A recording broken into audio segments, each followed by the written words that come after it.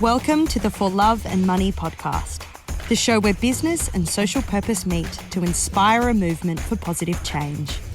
Here's your host, Carolyn Butler-Madden. My guest today is Pamela Bishop, Chief Marketing Officer of Blooms The Chemist. Pamela is a senior executive with over 20 years' experience in retail across Ireland and Australia, primarily working across retail pharmacy operations, merchandise, marcoms. As the CMO of Blooms The Chemist, she leads brand strategy, corporate social responsibility, events, and all aspects of marketing and communications. She is known for her leadership, integrity, work ethic, and her ability to stay true to a greater vision. She thrives when collaborating and implementing change, and Pam believes her purpose is to make a difference, and her core values are authenticity, humility, and kindness. The work she's most proud of is work that influences change, inspires, and leaves a positive impact. Now, in the last 12 months, Pam has led a big piece of strategic work on CSR, purpose development, and modern slavery. During that time, we've worked together alongside a working group from Blooms The Chemist on the strategic purpose development for the business. It's early days on Bloom's purpose journey, but as it's also fresh, I wanted to interview Pam so she can share with our listeners the journey that she and her team have been on, what's eventuated from it, and what learnings she's had along the way. Pam, welcome to the For Love and Money podcast. Thank you for taking the time while you're on maternity leave to share with our listeners. Thank you for having me. I'm glad to be here. So I'm asking a common question of every guest that comes on this show. What does purpose mean to you, and what is your view on the role of love in business? If I'm explaining purpose to someone, a friend, for example, I usually say that it's a company's reason for being beyond just making money, but that's a definition. What it actually means to me, well, it's about how a business intends to change the world for the better. So it's big and it's aspirational and it's really powerful. And I feel like it's this driving force for good. So it's a pretty special thing, really, and it makes me really excited about the future of work. And your question about the role of love in business is a brilliant one, because to be honest, up until recently, I probably would never have used that phrase, love in business. But if you stop and think about it, that's such a great way to describe businesses that do good, and a great way to describe that feeling you get when you're fulfilled at work. And that, I think that's what we all want, right? To wake up in the morning and have a bit of a spring in your step, feeling excited to start your day because you do love what you do and you're surrounded by amazing colleagues and you feel like you have meaning in your work. But I talk to a lot of people about this, and unfortunately, I don't think many people feel that way. You know, a lot of people don't wake in the morning with a spring in their step. They sort of, I know some friends of mine, they wake with a feeling of dread. They aren't fulfilled. They're disengaged at work, and the idea of having to get up in the morning, go to the work is not that. Certainly, that concept of love and business, I think, would be quite strange to them. Absolutely. But my view is it's really important. And, you know, we spend more than half our waking hours at work. So if you don't love what you do, that's a lot of time wasted. It is, isn't it? And I saw a stat, I think from a couple of years ago, that was something like 85 or 86% of Australian and New Zealand employees are disengaged in their workplace, which is, it's crazy, isn't it? Like what that must cost, the cost to business, the cost to their employer businesses, the cost to businesses collectively, and the cost to the economies of the countries. The mind boggles when you actually think about that, doesn't it? And as you say, you've got that feeling, that love of what you do and why you do it, and that energizes you. But not everybody has that. Which is a bit sad, really. And you're right, in terms of the cost of business and productivity. I mean, if you're not engaged, you're not productive. You're probably sitting there wishing the hours away. And I feel sorry for it. And there's so many people, because that's not a nice feeling, I'm sure. Absolutely. And yet, if you asked most business leaders, are their people fully engaged? They'd probably say yes, because they don't know any better, right? So huge opportunity. So, Pam, can you give us some background on Blooms the Chemist? I mean, most people know who Blooms the Chemist is, but for those who don't, can you tell us a little bit about the company? Sure. Blooms the Chemist is a retail pharmacy group, really a community pharmacy group. We've got over 100 stores right across Australia. Our pharmacies offer health and wellness products, as well as pharmacy services and professional advice. And at Blooms, we're really all about community. So putting people first in everything we do, and also we're big on giving back as a business. When I say we're all about community, it is a bit of a unique model. So each of our pharmacies are locally owned and operated. The pharmacist who owns the store works in the store and usually lives locally as well. So their neighbors are their customers, often their kids go to school together. So there's a real community connection. And our pharmacy teams have meaningful relationships with their customers. They know them by name, they know their health history and concerns. So it's a real personalized, meaningful relationship. I've been with Blooms for 15 years now, which is very rare these days, I know. But there's a reason I've been here so long. It's a great company. I love my job, loving business. And I get to work with talented and really lovely people every day. And my role is very rewarding and fulfilling. So I'm very lucky. Absolutely, and that makes so much sense. I had a similar experience when I was back in London, staying with the company for many years. And it is when you are somewhere that values you, that supports you in, pushing yourself to do great work, and where you work with amazing people who share similar values to you, why would you leave? And that's an opportunity for every business. So how many employees are there at Blooms The Chemist? Over 2,500 right across the network. So that includes our support office where I work, and then the 100 plus stores across the country. Yeah, so it's quite a significant size, isn't it? Yeah, it So is. you led the development of Blooms The Chemist strategic purpose work that we've done together. Tell our listeners, what inspired you to take a leadership position on this? That's a big question. I don't know how long we have, but I guess there's really two sides to it, really. What drove me personally, and then what made sense for the business. So for some context, I might start with my backstory. So yeah, I've been in the retail pharmacy industry for a long time, on the corporate side for over 10 years now. And the bulk of my career to date in the corporate side was actually in the merchandise department. My role then evolved over time, and I went on to lead both the merchandise and marketing teams for about 4 years. And then early last year in 2020, I was appointed to the CMO role to lead the marketing and communications department. So it's not a traditional pathway. And I would say my career to date has been sort of mixed. I've worked across various departments in that retail environment. And most recently, I've been developing our corporate social responsibility strategy. And that really came about because when I was promoted to CMO, it was a newly created role in the business. We have some excellent talent in the business running marketing and communications. So I really thought hard about what I could do and where I could put my energy to make a positive difference for the department, but also the company. And around that same time, it was a real timing thing, because around the same time I was on a bit of a personal journey. I was thinking a lot more about what matters to me and what energizes me. And I was thinking, how can I do more and have more meaning in my day to day? And that was both in my personal life and in my work. So last year, I was very fortunate. I received a scholarship to go on a leadership development program through the Marketing Academy. And it was a deeply personal development program. It really made me hold the mirror up and reflect a lot on where I was at, where I wanted to go, and really what type of leader I wanted to be. So it was pretty powerful, and I could talk all day about that experience. But when I finished the program, I knew I wanted to make a difference and create positive impact through my work.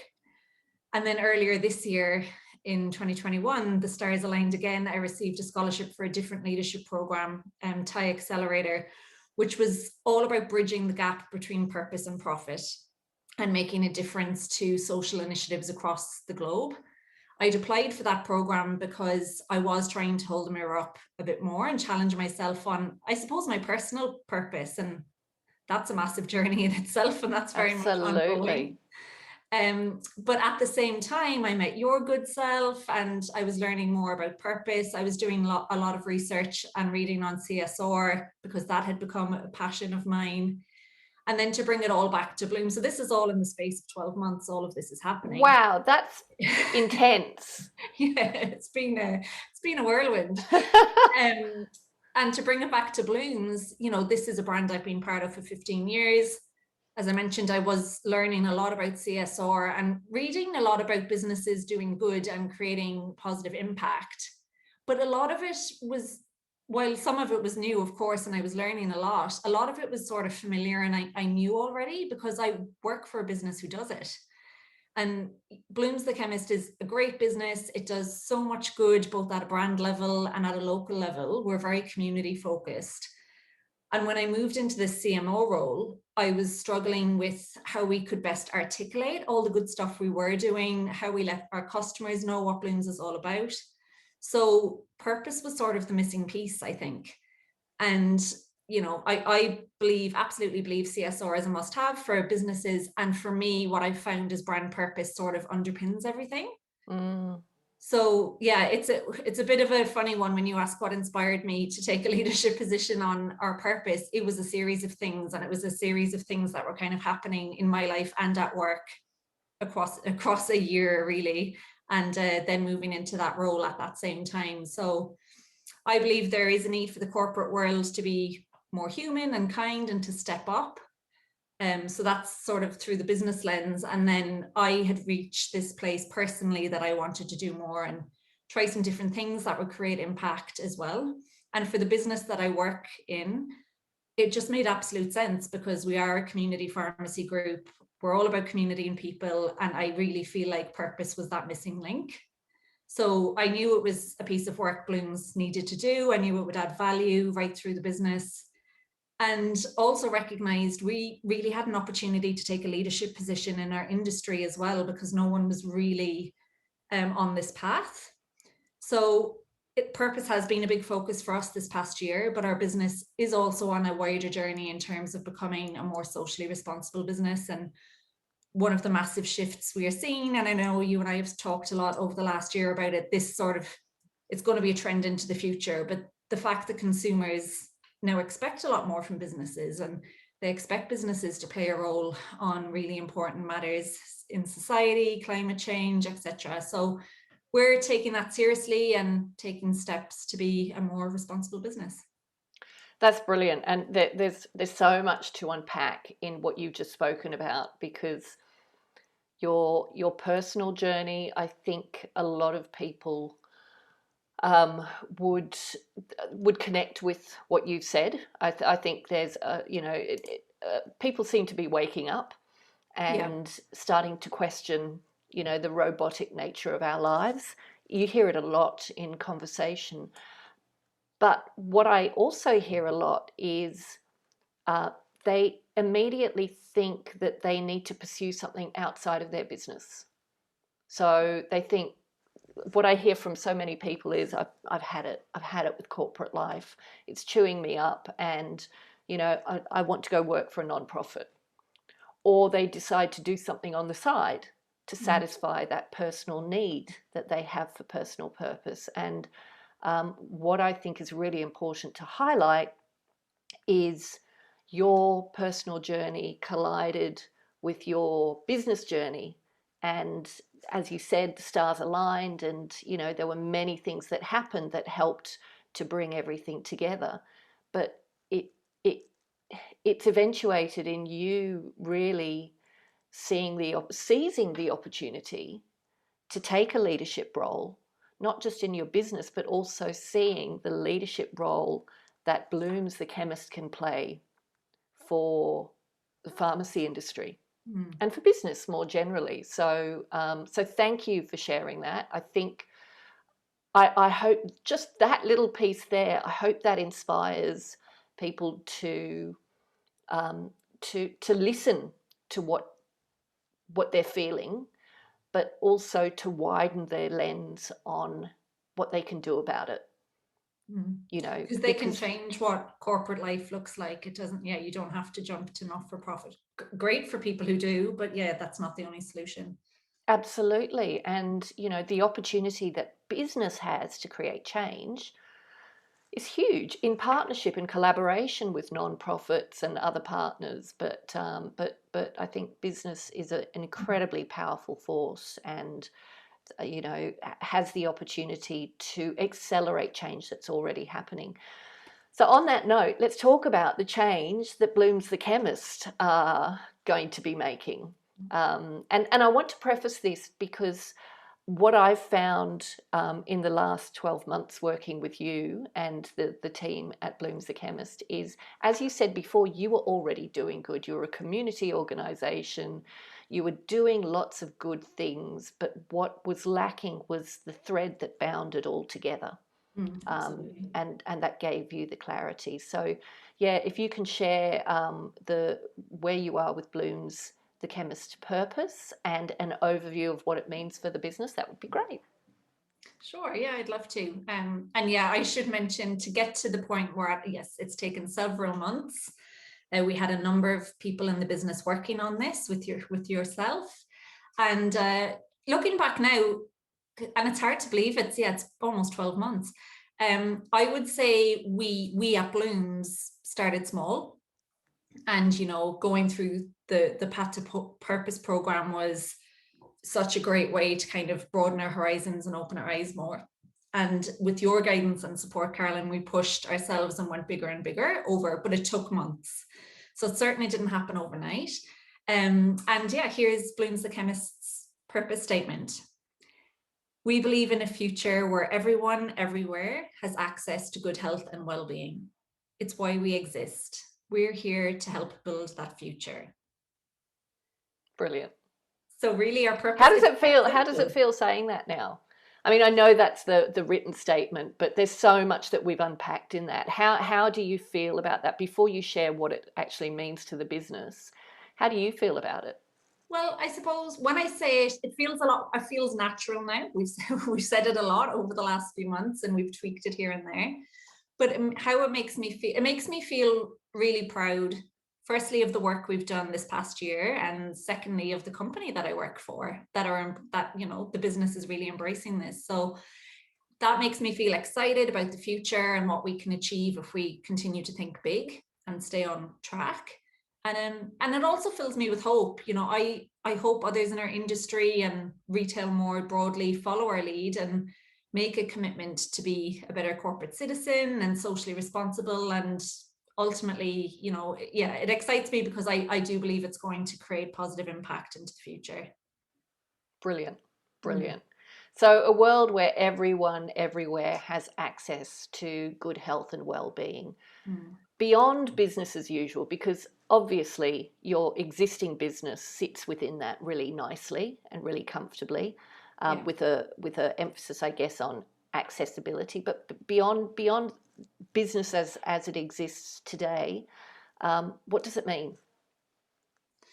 So, well, I really like it too, because our purpose it's quite simple. And when you say it in that sentence, it sounds quite simple, but as we know, a lot of work went into getting to that point.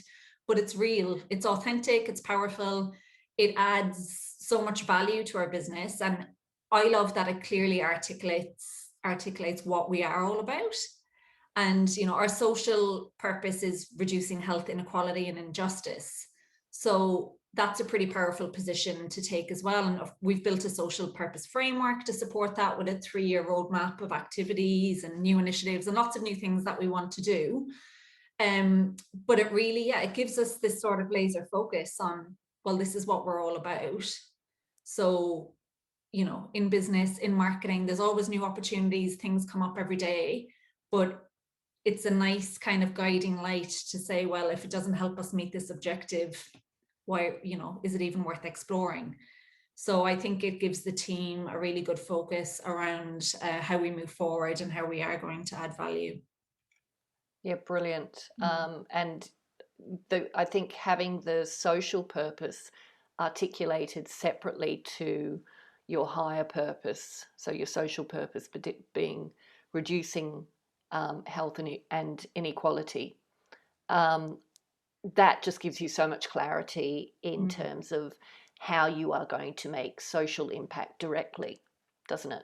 Yeah, it really does. Yeah.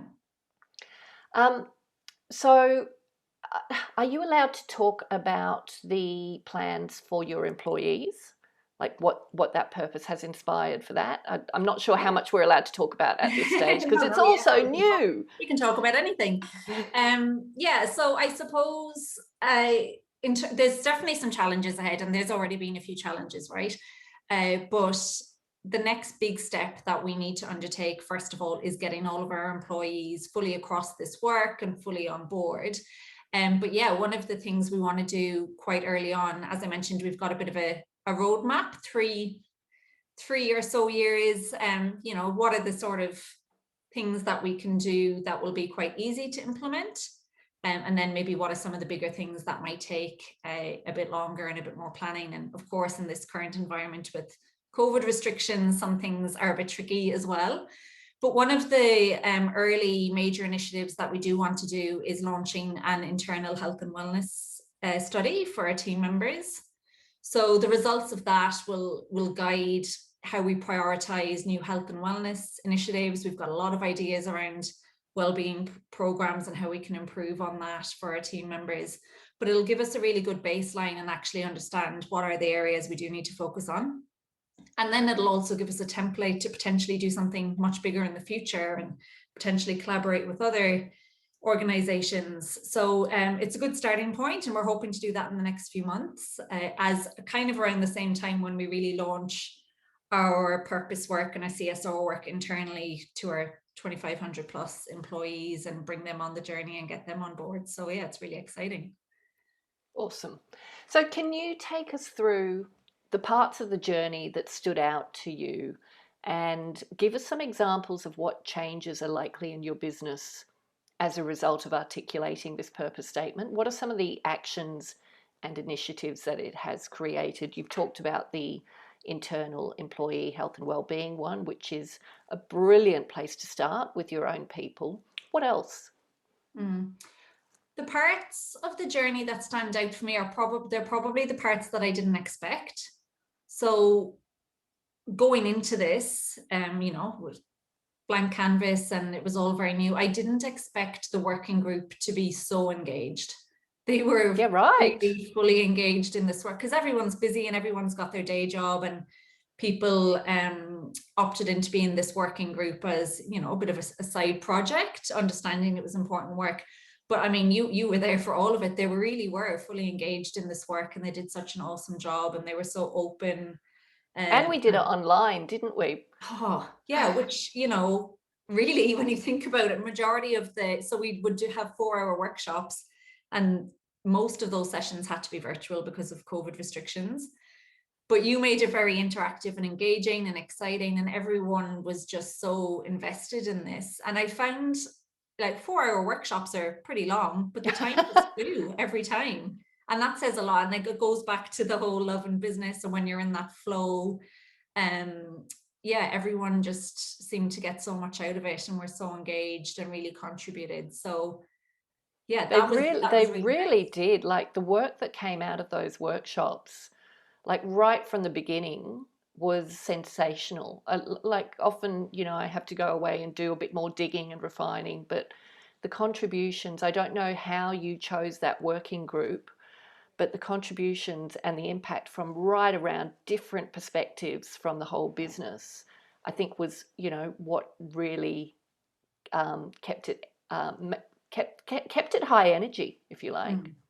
Yeah, I know what really was. And yeah, on Zoom for 4 hours, that's not easy to do.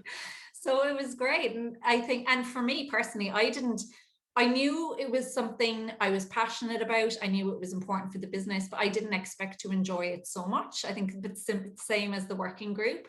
You know, I found every one of those sessions so energizing, and I would come away feeling really motivated and inspired. So that was awesome for me. And I know the working group felt the same way.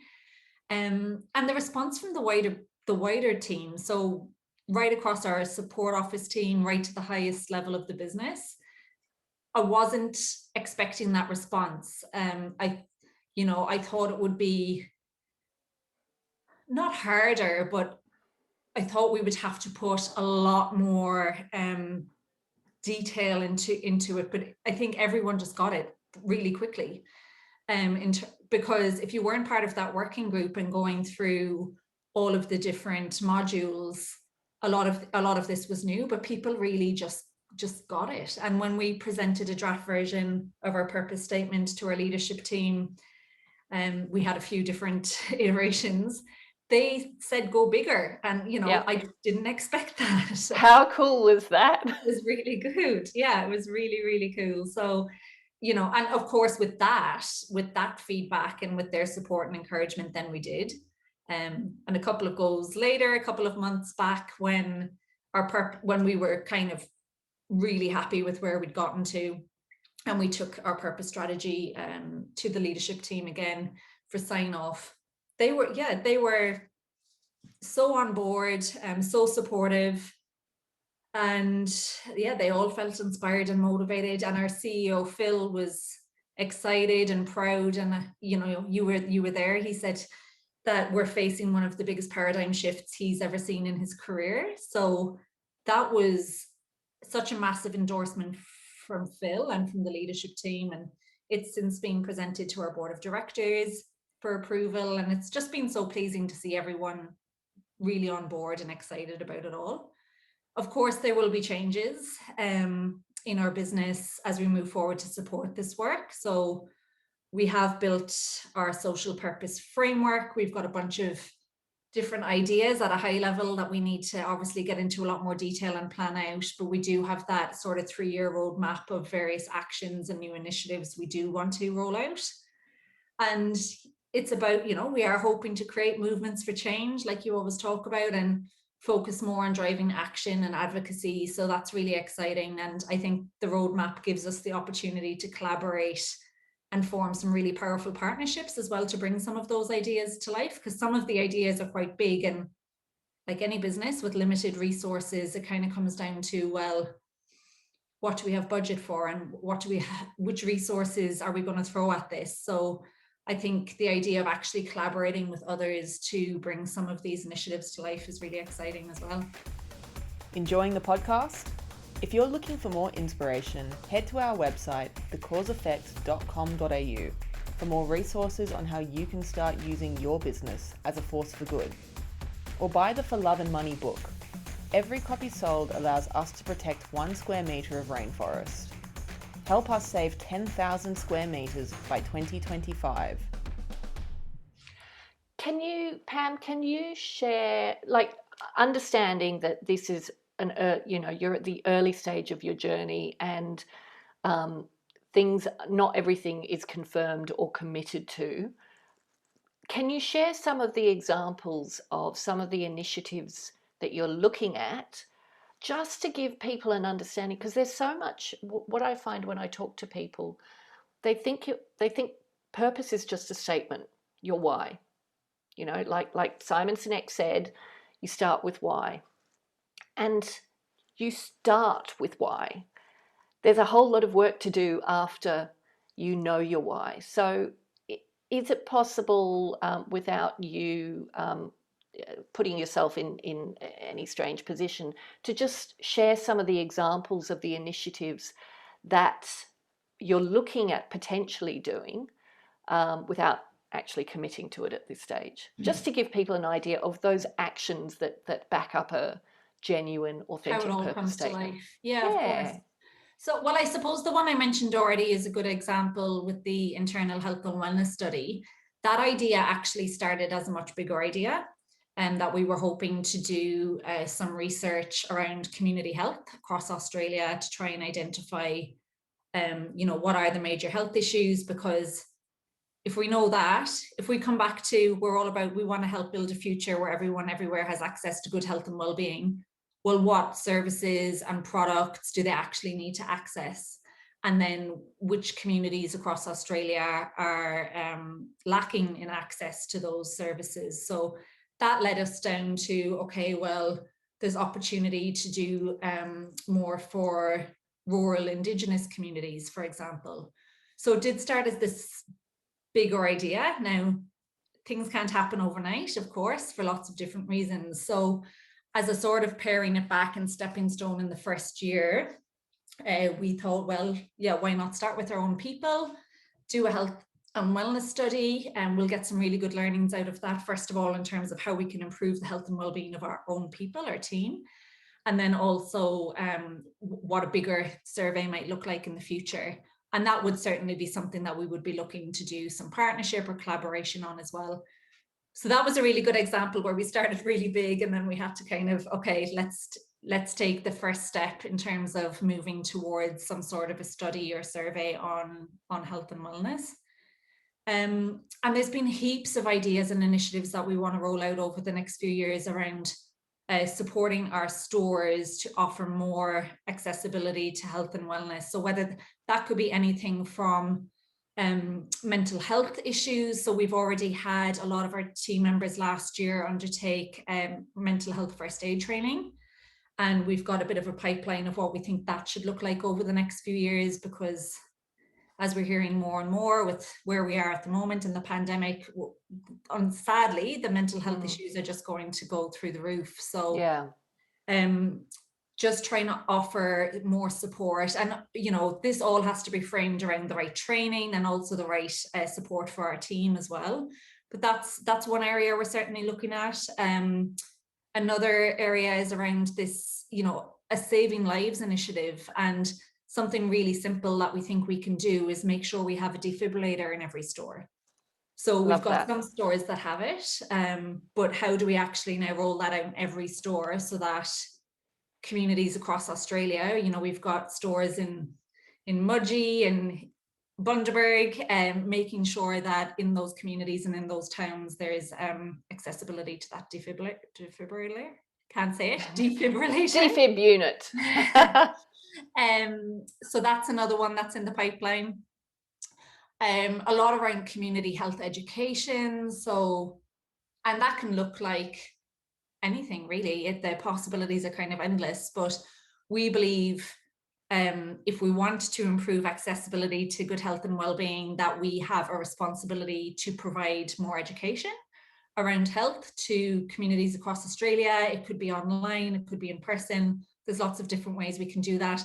We already have a really good baseline and foundation in place because our people are extremely knowledgeable, experts at what they do, and they really care about their customers and their health. So if we can pull all of that together, I'm sure there's many other opportunities in terms of actually educating people about different chronic disease states or different health issues that might be popping up.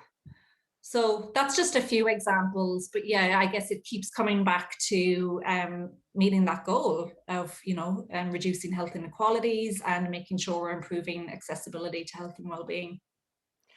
Thank you, and thanks for sharing that, because I know it's none of it is sort of laid down in stone yet. It's still being finalised, but yeah, clearly you've got a roadmap across at least 3 years, knowing there are a whole number of initiatives. So it's really just what you prioritise, what you can do early, and what it leads to further down the road. And let me take you back to when you said we were already doing so much, but what we were lacking was that purpose. Has it given you that thread? Has it given you that clarity to really understand what to push with what you're already doing and what gaps you have? Yeah, it really has. I think it gives our team almost like a laser focus on, this is what we're here to do. This is what our contribution is going to be. This is the impact we're hoping to achieve. So it kind of takes away a lot of the noise, I find, because yeah, like I said, you know, as you can imagine, every day we get approached by different agencies and companies with great ideas of things that we could do in pharmacy, but sometimes it's just not aligned to our strategy. And now that we have this purpose, this vision, it makes it really easy to say, well, if we did that, would it help us achieve this? And if not, kind of takes away a lot of that noise and makes things a lot clearer. So I definitely think it gives a lot of clarity to the team. Yeah, clarity and focus. That's great. So what has been the business response so far? You talked about the leadership team, and can I say, when I work with larger companies, there's always that sort of voice at the back of my head that questions how deep they will go, you know, because the larger a company, the bigger the ship is to turn. And the way the leadership team responded to the work we had done was just so, it was so inspiring. It shows the kind of people who you have in that leadership team. Yeah. That they gave you the freedom and the support to go and, you know, take this journey. And then the way they responded to it was extraordinary. I thought it would take longer than it took. It was instant. Yeah, so did I. It was instant, and they really put their support behind it. But what about the wider business? Have you had much response, or is it still too early days? It's still pretty early days. I would say with the leadership team, like I said, that was something I didn't expect for it to happen that quickly. And they just got it, and they were, yeah, absolutely, this makes perfect sense for us. This is our purpose.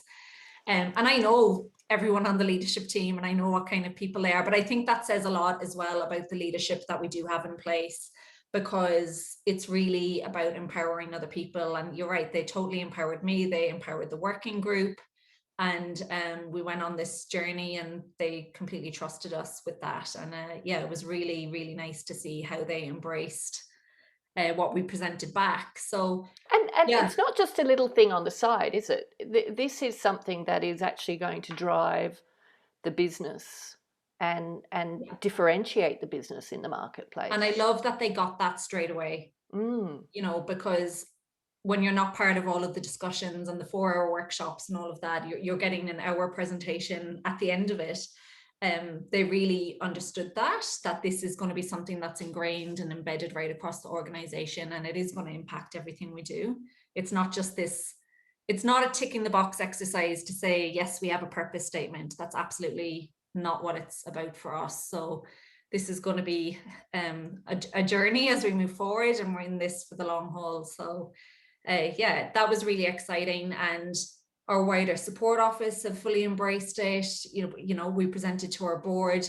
We recently presented, I say recently, it was a couple of months ago now, we presented to all of our retail managers. So we had a conference in May.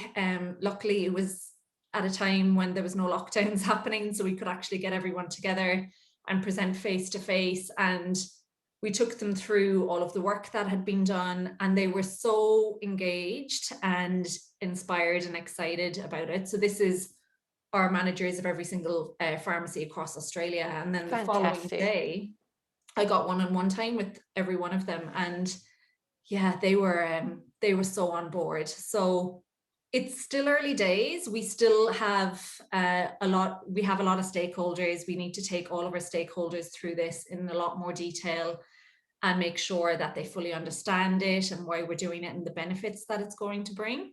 But yeah, so far the business has responded in such a positive way, which is really exciting. That's so good to hear. And I saw a recording of you speaking at that conference, and I got to say, you rocked it, Pam. You were amazing. Thank you. So you talked about how you have a large number of stakeholders. How do you envisage overcoming some of the challenges in bringing this to life? Because, you know, with an organisation of your size, with the number of stakeholder groups you have, it would be lovely if it was easy, but I'm sure there will be challenges presented along the road. What do you expect those to be? Oh yeah, look, there's absolutely going to be challenges, and there already has been challenges.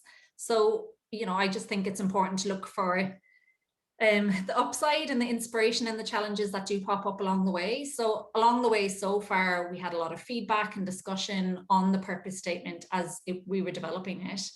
And as we said, where we eventually landed was, we believe in a future where everyone everywhere has access to good health and well-being. It's why we exist. We're here to help build that future. Including the word help was a very deliberate decision. If we didn't, it would have read, we're here to build that future. And that might have felt too big for some. So we spent a lot of time, we debated this a lot. There was a lot of discussion. And different people in the business had different views. I think I was one of the ones who, let's go big.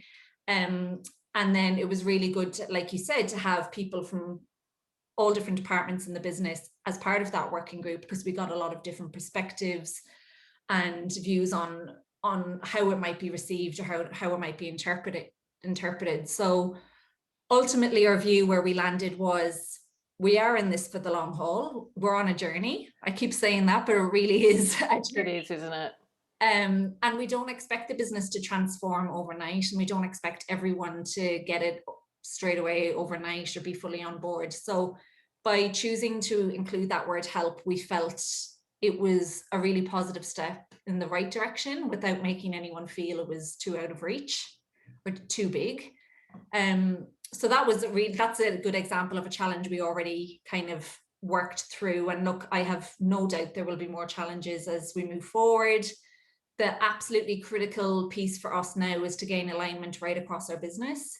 Yep. That means every store in our network right around Australia, every team member fully understanding this and engaging with it and being on board. And it's a mindset shift. I mean, anyone who owns a business or works in a business knows you have to be focused on profitability, of course. Mm-hmm. But more and more, we know customers are expecting businesses to do a lot more, to balance profit with purpose. And there's lots of studies on this topic. And I'm really confident by sharing that data with our entire team and bringing them on the journey, showing them the work that's been done, why it's important, and the difference that it can make, that we will get that strong alignment that we need. I'm confident they will all agree that for particularly the industry we're in, the community pharmacy sector, we do have a responsibility to consider the health of our people, but also the health of our planet.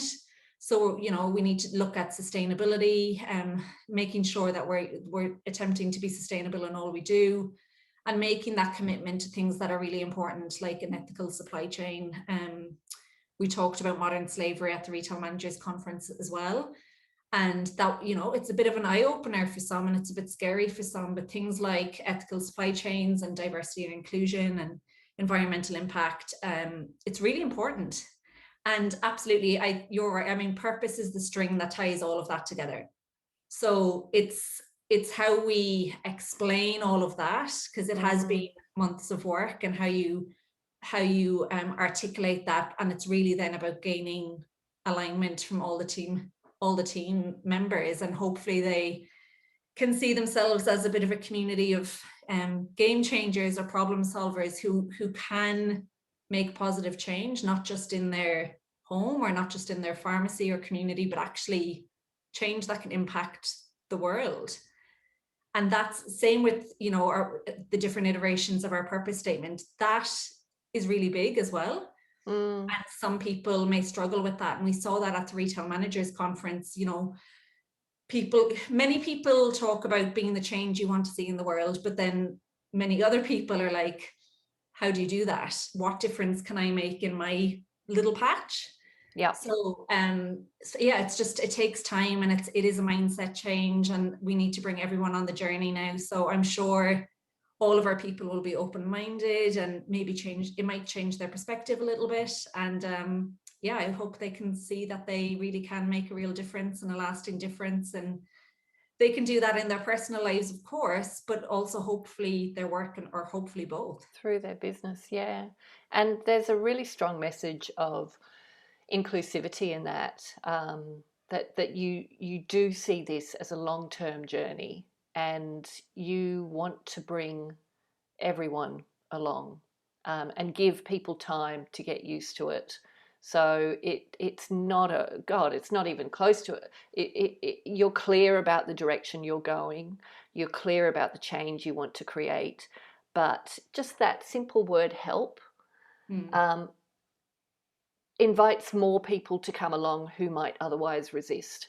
Yeah, and you know, your eye is focused on the long term, which is fantastic. And I mean, the last 12 months, I think it's like 10 months that we've been working together. I look at everything you have done, not just the purpose work, and that has been quite an intense piece, but the CSR work, the modern slavery, the rest of the marketing you've done. Can you just reflect, and let's give our listeners some context. Last week was your last week before going on maternity leave. And just reflect on what you've achieved over the last 12 months. Oh, yeah, look, it has been a massive 12 months. And I've actually been reflecting on it more now, the few days being on maternity leave, because I've stopped and slowed down a bit. So I'm just going to pour a drink. And yeah, it's been huge. And I actually don't know if we would have been able to reach, and because it's, of course, it's not just me, it's the team. You know, we have a number of people across the business who are so engaged in this, and together we're building it. And I don't know if it would have been possible if it wasn't for the strange COVID times that we're in. I don't know. Maybe it would have been easier because we could have gotten in a room together more. But I think you said something at the beginning around, you know, people are questioning themselves more around their contribution and what value they want to add and what type of leader they want to be. And I think the pandemic has actually accelerated that a bit more, because people have been stuck at home and kind of thinking, is this all there is? And there's all this craziness happening in the world around us. So yeah, I'm really fortunate because I work with a lot of people who are also passionate about this, and we have achieved a lot. I mean, in the last 12 months, we've really built our CSR strategy. Prior to last year, like I said, we were doing a lot of good stuff, but there was no sort of formal strategy or framework that we were working to. We've always been big contributors to our charity partnerships at a national brand level, and then at a local level right across the country. All of our stores support local charities, different community initiatives. There's a lot of good stuff happening. So yeah, I was appointed to the role February last year, 2020, and since then we have achieved a lot. So really built a CSR strategy from the ground up, and it's in different phases. So we've just started phase 2. We're in a new financial year, but last year we kind of built it all out, built a plan for the 3-year starting point, because this is never going to end. It's just going to be something that's going to continue. Yeah. But yeah, the big ticket items that we achieved in the first 12 months would be tackling modern slavery as a business. So that was really interesting piece of work. My background is on the buying side, the merchandise side. So I've always had an interest in supply chains and the product side of things, of course. And now that's really been led by our merchandise team, and they're doing an awesome job at that. But that was us as a business making a commitment to tackle any modern slavery in our supply chain. And we went through from scratch and, you know, developed our supplier questionnaires, and we've completed our first round of surveys with our suppliers. We've completed our first risk mapping exercise on our supply chain, and we've drafted our modern slavery statement, which is now next month going to be with the board for review. So that was big in the first year to get that done, and that'll obviously then happen. The intention will be that'll be an annual same thing, surveys of suppliers and mapping the risks and making a commitment to improving each year, and also a commitment to having a better view of a larger percentage of our supply chain, because we've started with a certain percentage of our top suppliers, and we go wider from there. So that's a whole body of work that will continue, and like I said, that's now very much being led by the merchandise team, and that's something that they're really passionate about. And we've done some education around it with our suppliers, but also internally. So our retail managers now have a much better understanding of what modern slavery is and what the risks are and things to look out for. Brand purpose, I would say, has been the second biggest piece of work. So building that from the ground up, and everything we've talked about today, you know, bringing so many different people on the journey and getting to the stage we're at now, where we have our purpose statement, but we also have a plan into the future about being much more a purposeful company. And we also did a little bit of work on aligning with the Sustainable Development Goals with yourself through that purpose work, which is, I think, just so important as well as we move forward. So we've made a commitment to align to goal number 3, which is all about health and wellness, which makes perfect sense for us. But, you know, we would like to think we can align to as many of the goals as possible moving into the future. And what else? I'm trying to think, what else have we done? I'm exhausted. What a journey. What a 12 months. And you know, you talk about the stars aligning, but I just want to pay credit to you, because you, Pamela, are a powerhouse. Okay, you're a powerhouse in such a calm way that it just feels effortless, but it's not. I know the work that has gone into this, and I want to thank you for your leadership, because I think the transformation that is happening through the company because of your efforts and your teams and the people who you've brought through this journey is incredible. And I have no doubt that Blooms The Chemist is stepping into its leadership role, its societal leadership role, and I'm just really excited to see the next few years for the company. So thank you. Do you have any final words you'd like to share with our guests? Thank you. Well, yes, and I have to say, of course, you know, right back at you, thank you for all of your support over the last year, because the team and I have just loved working with you on the Cause Effects Path to Purpose program. And yeah, we're so proud of what's been achieved in a short period of time. And same as you, I'm just so excited to see what happens in the future now and how all of this comes to life. So yeah, that's going to be really exciting. Any final words? Look, I would just reiterate that I'll use the journey word again, but we're very much on a journey with this. It's really early days for us, but I do think the future is really bright. We're about, what did we say, 10 months in, and a lot's been achieved. Yes, we have our purpose statement, but this is about the long term. So now it's about embedding our purpose right through the organization, gaining buy-in from all of our team members, and really bringing our purpose to life in everything that we do. So I suppose my advice to any other leaders who are starting out on this purpose journey is to know it's not just going to happen overnight. It's not an easy piece of work. I've absolutely loved it, but it's not easy. It is hard work to make this happen, and I recommend it wholeheartedly. So it's been one of the most rewarding pieces of work I've been involved in, and I know it's going to benefit our business today and for the long term into the future as well. Yeah, and thank you for all of your help with making it happen. It's been an absolute pleasure working with you and interviewing you on this podcast. Thank you, Pam, and let's all look out to see the great work that comes from Blooms The Chemist. Thanks for listening to this episode of the For Love and Money podcast. If you'd like to take a deeper dive into the purpose movement, visit us at thecauseeffect.com.au. And remember, doing good is good for business. So if you're not doing good, then what are you doing?